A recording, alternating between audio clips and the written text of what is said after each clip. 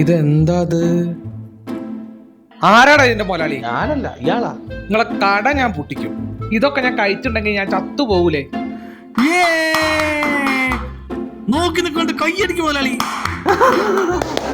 ഇന്നത്തെ lucky draw winner നിങ്ങളാണ്. ഞങ്ങൾ എല്ലാ ദിവസവും സംഘടിപ്പിക്കാറുണ്ട്.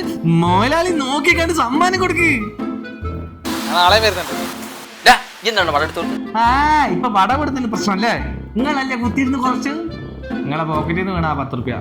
എന്റെ ബുദ്ധി ഉള്ളതുകൊണ്ട് കട പൂട്ടിയില്ല. ചേട്ടാ 5 വട. 5 വടയോ? ഇന്നത്തെ ഭാഗ്യശാലി ഞാനാണെങ്കിലോ.